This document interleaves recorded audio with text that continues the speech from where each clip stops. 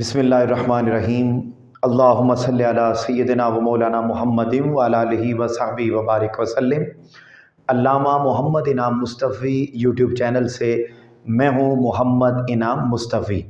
मुअज़्ज़ज़ नाज़रीन, आप जानते हैं कि हमारे इस यूट्यूब चैनल पर हफ्तावार बुनियादों पर सिलसिला फ़िक़ही मसाइल इसका आगाज़ किया गया है और हमने पिछले अपने लेक्चर में ये बात जानने की कोशिश की थी कि तहारत क्या है और तहारत की क्या अक़साम होती हैं।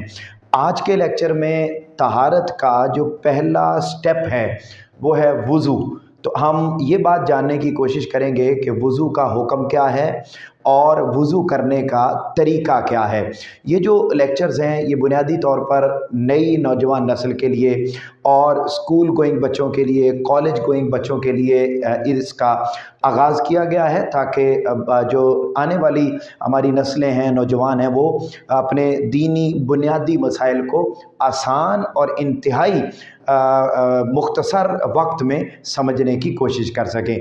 मुअज़्ज़ज़ नाज़रीन, हमने आपके सामने लिख रखा है कि वज़ू का बयान आज से हम शुरू कर रहे हैं और उसमें हम पहले नंबर पर वज़ू करने का तरीक़ा जानने की कोशिश करेंगे।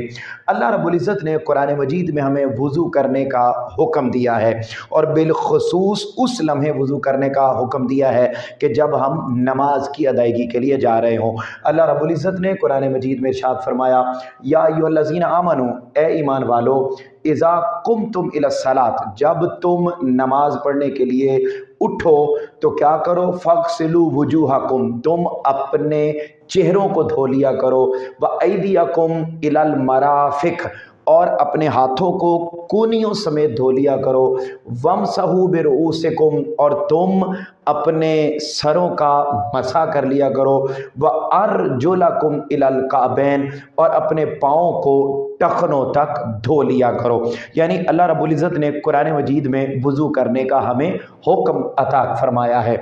वज़ू का माना क्या होता है? वज़ू का माना होता है हुस्न और नज़ाफ़त, यानी सफाई, खूबसूरती, ये इसका लुग़वी माना है। और शरई एतबार से वज़ू की तारीफ़ ये है कि दोनों हाथों को, चेहरों को और आज़ाए मखसूसा, यानी जिनका अल्लाह रब्बुल इज़्ज़त ने हमें कुरान मजीद की इस आयत में, जो सूरा अल-माइदा की आयत है, उसमें हुक्म दिया है, उनको मखसूस कैफ़ियत के साथ धोना, मखसूस अंदाज में धोना और रसूल पाक सल्लल्लाहु अलैहि वसल्लम के बताए हुए तरीक़े के मुताबिक जिस्म के मुख्तलिफ़ अज़ा को धो लेना, ये वज़ू कहलाता है। वज़ू का हुक्म क्या होता है? मुअज़्ज़ज़ नाज़रीन, याद रख लीजिए, नमाज के लिए वज़ू करना ज़रूरी है और बग़ैर वज़ू के नमाज अदा करना ये गुनाह है। और अगर हम इरादतन नमाज पढ़ते हैं और हमने वज़ू नहीं किया हुआ, यानी या हम यूँ समझ लीजिए कि बग़ैर वज़ू के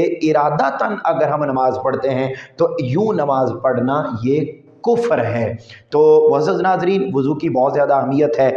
मैं बहुत ही ब्रीफली और बहुत ही शॉर्ट अंदाज में, बड़े सादा अंदाज में आपके सामने रखने लगा हूँ कि वज़ू करना उसका तरीक़ा क्या होता है।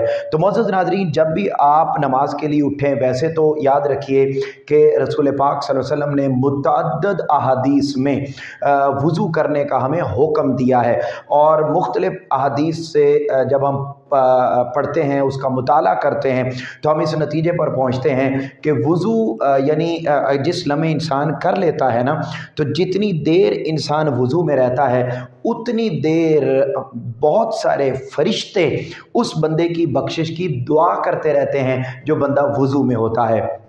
रात को अगर इंसान वज़ू करके सो जाता है तो अल्लाह रब्बुल इज़्ज़त मुहाफ़िज़ फ़रिश्ते मुकर्रर कर देता है और वो रात को करवटें बदल रहा होता है और फ़रिश्ते उसकी बख्शिश की दुआ कर रहे होते हैं। क़यामत के दिन भी वज़ू के आज़ा के चमकने की वजह से हुज़ूर सल्लल्लाहु अलैहि वसल्लम अपने उम्मतियों को पहचान रहे होंगे। तो वज़ू की बेशुमार बरकतें हैं, न सिर्फ़ हमें नमाज के लिए बल्कि रूटीन लाइफ में भी हमें बावज़ू रहना चाहिए। तो वज़ू करने का तरीक़ा क्या होता है? यहाँ पर देखिए, आपके सामने बहुत ही आसान अंदाज में स्टेप बाय स्टेप लिखा हुआ है कि वज़ू को किस तरीके से करना है। सबसे पहले देखिए जी, कहते हैं जी तहारत और पाकी हासिल करके किबला की तरफ मुंह करके बैठना।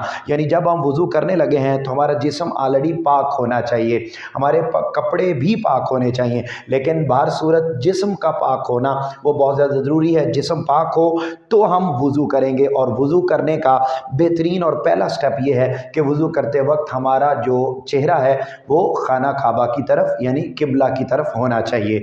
नंबर 2 हमने पढ़ा, उसके बाद हमने बिस्मिल्लाहिर्रहमानिर्रहीम इसको पढ़ना है, और बिस्मिल्लाहिर्रहमानिर्रहीम पढ़कर हमने फिर 3 मरतबा दोनों हाथों को गट्टों तक धोना है। यानी यहाँ तक हमने अपने दोनों हाथों को बहुत अच्छे तरीके से उंगलियों का खलाल करके हमने अपने दोनों हाथों को 3 मरतबा धोना है। उसके बाद फिर अगला पॉइंट है 3 मरतबा मुंह में पानी डालकर कुल्ली करनी है। यानी हम चुल्लू भर के हम यूँ अपने मुंह में डालेंगे, और जो हमारा हल्क है हल्क वहाँ तक हम जब वो कुल्ली करेंगे, गरारा करेंगे और अपने मुंह को अंदर से 3 मरतबा साफ़ करेंगे। और अगर हमारे पास मिसवाक हो तो बहुत अच्छी बात है कि उस लम्हे मिसवाक करके अपने दांतों को साफ़ किया जाए, और अगर मिसवाक मौजूद नहीं है या हमारे पास टूथब्रश जो है वो मौजूद नहीं है, तो फिर उस सूरत में हम अपनी शहादत की उंगली को अपने दांतों पर फेर कर अच्छे तरीके से 3 मरतबा हम अपने मुंह को अंदर से मुकम्मल तौर पर साफ़ करेंगे, धोएंगे, कुल्ली करेंगे।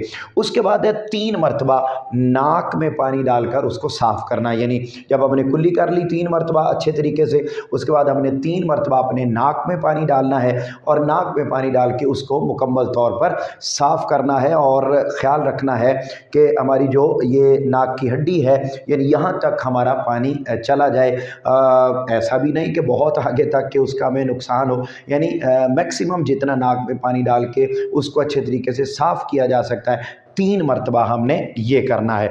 उसके बाद फिर हमने अगला स्टेप आता है 3 मरतबा लंबाई और चौड़ाई में मुंह को धोना। यानी सर के बालों से लेकर पेशानी पर, सर के बालों से लेकर ठोड़ी के नीचे तक यानी यहाँ तक, और दाएं कान की लौ से लेकर बाएं कान की लौ तक पूरे चेहरे को दाएं से बाएं और टॉप टू बॉटम यानी ऊपर से नीचे और राइट टू लेफ्ट मुकम्मल तौर पर अपने चेहरे को यहाँ तक हमने 3 मरतबा अच्छे तरीके से धोना है।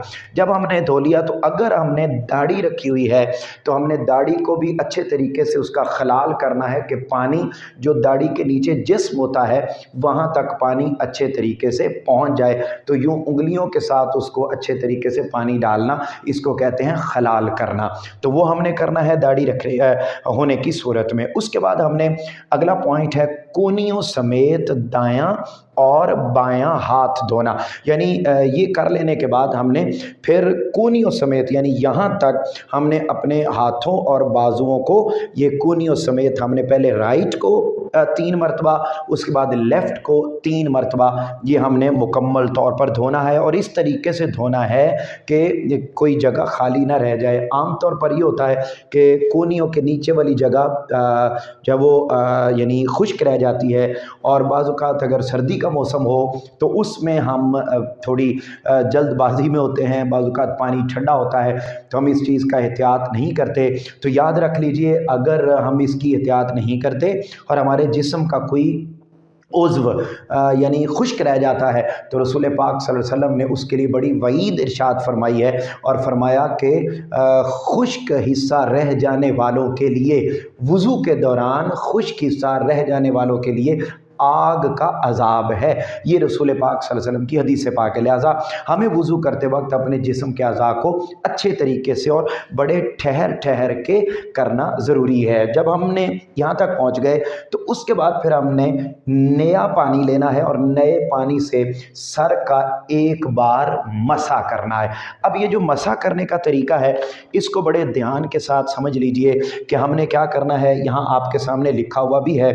पहले नंबर पर आपने ये 3 उंगलियां इस तरीके से आपने, यानी पहले आपने नया पानी इसको लगाया, नया पानी लगा लेने के बाद आपने इन 3 उंगलियों को किया और ये 3 उंगलियां आप यहाँ से ऐसे पीछे लेकर गए और यहाँ तक, यानी जहाँ बाल ख़त्म होते हैं यहाँ तक हम जो है वो उसको लेकर गए।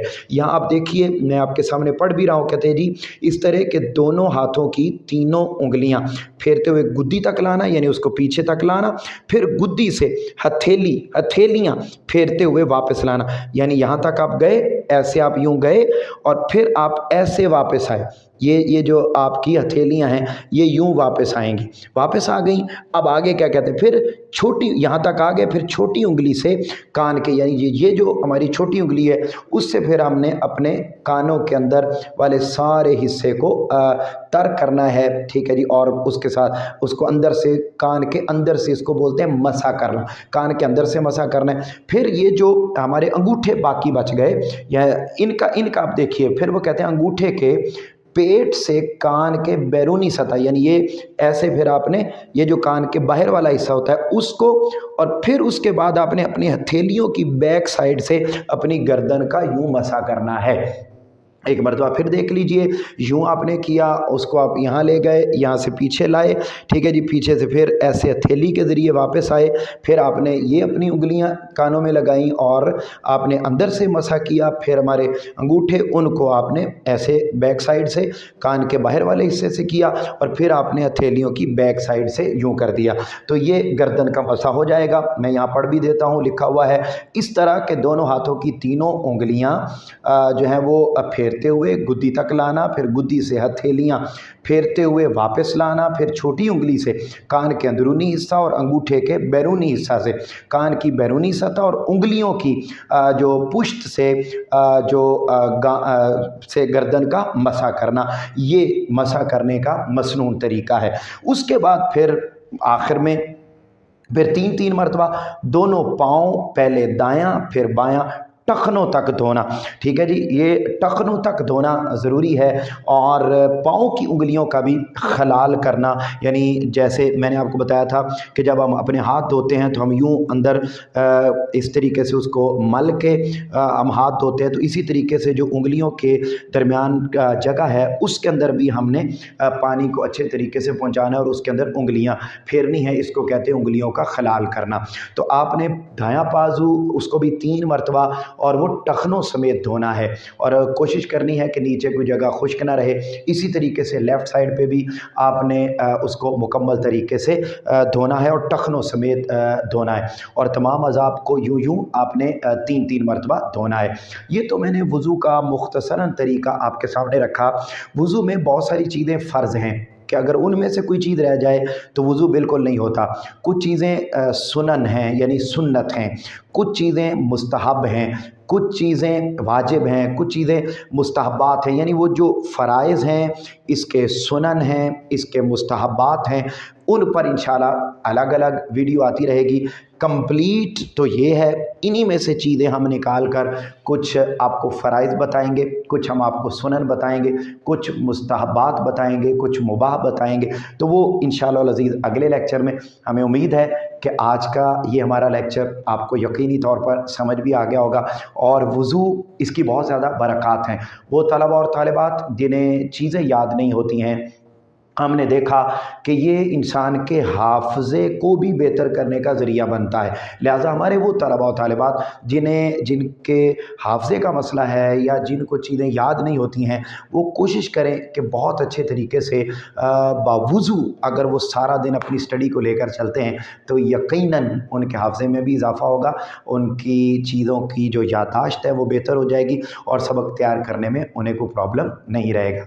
हमें उम्मीद है कि आज का लेक्चर बहुत अच्छे से, आसानी से आपको सबको समझ में आ गया होगा। आपसे मुलाकात होगी इंशाल्लाह अगले हफ्ते में वज़ू के फ़राइज़ के साथ। तब तक के लिए अल्लाह हाफ़िज़।